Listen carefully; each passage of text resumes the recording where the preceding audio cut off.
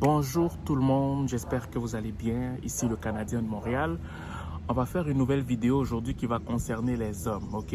Je vais le faire en pesant mes mots parce qu'il faut quand même respecter les papas, il faut respecter les aînés. Et je vais aller avec plus de tact possible, ok? Comme vous avez déjà vu le titre, papa, je vais t'expliquer comment on va arracher ta femme au Canada. Ça, c'est pas un titre pour faire le buzz, hein, c'est vraiment une réalité et tu vas comprendre pourquoi. Mais bien avant de parler de ça, je vais faire ma pause publicitaire pour toutes les personnes qui aimeraient avoir des conseils personnalisés en lien avec l'intégration et non l'immigration. Je parle bien de l'intégration, des conseils ayant pour but d'avoir des facilités en ce qui concerne les habitudes quotidiennes, ok? Dans la vie pratique au Canada, ben, vous pouvez me contacter, que ce soit sur le lien Facebook, c'est en haut, oui, et sur YouTube en bas. Et aussi pour ceux qui aimeraient me soutenir dans ce que je fais, que ce soit en Afrique, que ce soit au Canada, que ce soit en Europe et tout, ben, ça me fait plaisir de recevoir votre soutien. Il y a aussi le lien pour le don, que ce soit sur Facebook, c'est où Facebook? Que ce soit pour Facebook, je pense en haut, oui, sur YouTube en bas, fait que peu importe le montant, ça me ferait vraiment plaisir de la participation que tu donnes pour que je peux continuer à produire des vidéos en fait. Voilà. Donc aujourd'hui, je vais parler d'un sujet qui m'a vraiment frappé. C'est le fait que quand je discute souvent avec certains messieurs en ce qui a trait à l'intégration ou quand je discutais avec certains messieurs en ce qui a trait à l'immigration, quand j'étais agent pour la consultante en immigration, je me suis rendu compte que plusieurs hommes avaient cette facilité de mettre en avant leurs femmes, pas parce qu'ils ne pouvaient pas parler, mais parce ils n'assumaient pas leur responsabilité quand il s'agit de confronter l'extérieur. Je recommence. Quand je faisais des rencontres avec l'immigration, quand j'étais agent pour la consultante en immigration, ou quand je discute souvent avec des personnes en lien avec l'intégration au Canada, je me rends compte qu'il y a beaucoup d'hommes qui ont tendance à mettre leurs femmes en avant parce qu'ils n'ont pas le courage de parler quand il s'agit de prendre des engagements en fait. Je sais que plusieurs d'entre vous comprenez ce que je veux dire. Surtout mes chères sœurs, surtout mes chères mères en fait. Beaucoup d'hommes africains, malheureusement, on va se le dire, sont très forts quand il s'agit de la soumission. Quand il faudrait qu'on se soumette à eux, ils vont réclamer ça. Quand il s'agit qu'on leur donne le respect, ils vont réclamer ça. Quand il s'agit qu'on doit leur donner le plus gros plat avec les plus gros morceaux de viande, ils vont respecter ça. Quand il s'agit que quand on rentre, on doit leur repasser les habits, ils vont respecter ça. Quand il s'agit de donner l'argent, pour que la femme puisse faire la bouffe, ou si c'est une maman qui est à la maison, ben là, il est très fort. Oui, mais moi, je travaille fort. Bref, quand il s'agit des choses comme ça, là, on voit leur autorité. Là, on voit leur leadership dans leur foyer.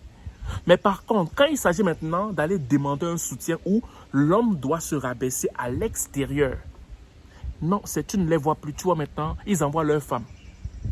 Ils envoient leurs femmes. Donc, moi, si tu es un papa et que tu as une femme qui est comme ça, et tu as mal dans que ta femme soit encore belle, qu'elle soit encore toute fraîche là, mais mieux tu ne viens pas au Canada parce qu'on va arracher ta femme. Je t'explique pourquoi. Parce que un des points qui fait en sorte que beaucoup d'hommes africains ou canadiens, j'en passe, peu importe la culture, génèrent le divorce ici, ce n'est pas les finances dans le foyer. Un des points qui génère le divorce, c'est des fois le fait que les hommes refusent de prendre leurs responsabilités sociales dans le foyer. Ça veut dire que quand il faudrait que ce soit l'homme qui parte parler, parce que c'est l'autorité de la maison, parce que c'est lui qui est la figure de la maison, parce que c'est lui qui est la toiture et qui protège les enfants et la femme, parce que la femme est tellement précieuse qu'on ne veut pas la mettre en avant. Non, il ne fait pas ça. Il envoie sa femme. Là, on voit son autorité. Là, on voit son leadership. Mais quand c'est dans le foyer, il martyrise la maman, il martyrise la sœur, il martyrise ses enfants. Donc, quand tu vas arriver sur le Canada, il y a beaucoup de gens qui sans même avoir de foyer, ont ce leadership-là. Ils n'ont pas peur de parler aux instances, ils n'ont pas peur de parler aux autorités, aux administrations, non. S'ils ont besoin de quelque chose, ils vont demander, ils n'ont pas de problème. Mais si par malheur, ils se rendent compte que ta femme se sent plus à l'aise à ses côtés parce qu'il a un leadership que toi tu n'as pas, ou bien ce n'est même pas que tu n'as pas, que tu refuses d'exercer à cause de ton ego, le temps va passer, les émotions vont commencer à naître entre ces deux personnes-là, que ce soit son chef ici dans une compagnie, que ce soit son collègue, peu importe. Après, tu commences à te rendre compte que ta femme dit qu'elle ne veut plus de toi. Pourquoi? Parce qu'elle a trouvé un homme qui manifeste réellement son leadership et qui sait c'est quoi sa place. Ça, c'est le premier point. Deuxième point, tu vas voir le genre de papa que lui, il ne manifeste jamais son autorité de façon bien spécifique parce qu'il sait que s'il manifeste son autorité, il a l'impression que sa femme va commencer à lui manquer de respect ou ses enfants. Ok? Et par conséquent, quand il y a souvent certains projets, certaines décisions à prendre dans le foyer, qu'est-ce qu'il fait? Il dit que finalement, ce n'est plus un bon projet. Il ne veut plus faire ce projet-là, pas parce que le projet n'est pas bon, mais parce qu'il sait que s'il fait ce projet, tellement il est orgueilleux, tellement il est fier de lui, il ne veut pas se rabaisser, donc par conséquent, on change de projet, on fait autre chose. Je vais recommencer. Il y a des hommes qui tuent certains projets familiaux, pas parce que le projet n'est pas bon, pas parce qu'il n'est pas capable de faire ce projet, mais parce qu'il ne veut pas s'humilier, parce qu'il ne veut pas prendre la place d'autorité et aller confronter l'extérieur de peur qu'on lui donne une réponse négative, de peur qu'on le rabaisse, de peur qu'on l'humilie. Et qu'est-ce qu'il fait? Des fois, soit il va envoyer sa femme, comme j'ai expliqué le premier point, soit il va simplement dire que non, le projet n'est pas bon. Il court-circuite le projet comme ça et vous passez à autre chose. Et c'est pour ça que tu as rencontré beaucoup d'hommes qui sont sur projet, et ils n'ont jamais débuté un seul projet. Donc, en gros, ils peuvent avoir 10 projets sur 10 projets, ils rejettent 8. La femme est étonnée, la maison est étonnée, mais j'ai dit, c'est quel genre de papa ça? Mais il ne peut pas parler, pourquoi? Parce que le papa va donner des coups de poing, ou bien le papa va commencer à mettre une atmosphère glaciale dans le foyer. Je ne sais pas si vous comprenez ce que je veux dire. Donc, papa, moi, je te parle en tant que ton fils, pour te dire que si tu ne veux pas perdre ta femme ici, ne viens pas avec cet état d'esprit-là. Assois-toi avec ta femme, demande-lui pardon pour toutes les fois où tu n'as pas pris tes responsabilités. Et commence à prendre tes responsabilités quand il faudrait que tu les prennes. Parce que si tu ne le fais pas, il y a beaucoup de gens ici qui sont très... ils ont de la facilité à parler avec des administrations. Ils ont de la facilité à cogner aux portes. Parce que dès le bas âge, leurs parents leur ont appris comme ça, les Québécois. Même moi, je n'ai pas de problème d'appeler une institution, que ce soit un ministère ou quoi que ce soit, j'appelle. Si j'ai besoin de quelque chose et que j'ai un manque, je n'ai pas un problème pour demander. Je demande. Parce qu'il en va de la sécurité et de la santé émotionnelle et psychologique de mon foyer.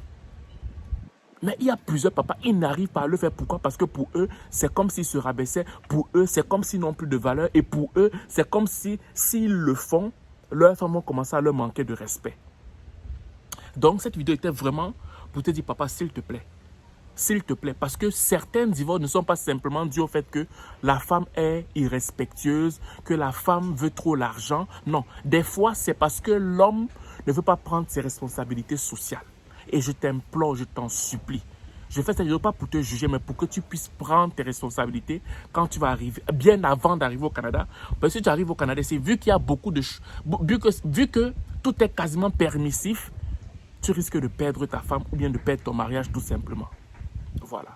Donc, c'est ce que je voulais vous dire aujourd'hui. Donc, pour ceux ou celles qui aimeraient vraiment prendre rendez-vous avec moi en ce qui a trait à l'intégration et non l'immigration, pour avoir des conseils personnalisés sur la façon dont on fonctionne quotidiennement au Canada, ben vous pouvez prendre rendez-vous avec moi sur le lien qui est en dessous sur la page YouTube, la chaîne YouTube, et en dessus sur la page Facebook. Et pour vous qui voulait participer, qui voulait comme soutenir ma page, comme vous l'avez si bien demandé depuis longtemps, ben, il y a aussi un lien pour soutenir ce que je fais et ça va vraiment, vraiment, vraiment me faire plaisir de manger votre argent. Voilà. Donc, merci beaucoup pour le fait d'avoir écouté ce que j'ai dit. Papa, ce n'était pas pour te frustrer, ce n'était pas pour t'offenser. C'est vraiment parce que je voudrais que le foyer que tu as pris la peine de bâtir en Afrique, qui ne s'évapore pas ici au Canada, parce qu'il y a beaucoup de gens qui sont de nature audacieuse. Audacieuse dans le bon terme, dans la mesure où s'ils veulent quelque chose, ils vont aller demander. C'est comme dans les gènes de tout le monde. Parce que ici, quand tu arrives, si tu ne te dégènes pas, tu vas passer à côté de très grandes choses. Et c'est pour cette raison que plusieurs hommes, que ce soit africains, que ce soit européens, que ce soit américains, que ce soit indiens, perdent leur foyer. Pourquoi? Parce qu'ils ne veulent pas faire le premier pas. Ils mettent toujours leur femme en avant ou bien ils sont toujours sur des projets, sur des projets, sur des projets. Pourquoi? Pas parce que le projet n'est pas mauvais. Non, pas parce que le projet n'est pas bon, mais parce que ils ne veulent pas prendre leurs responsabilités sociales. Voilà. Donc, c'est ce que je vais vous dire aujourd'hui. Si c'est passé une excellente journée ou une excellente soirée, dépendamment de vous m'écouter. Ciao.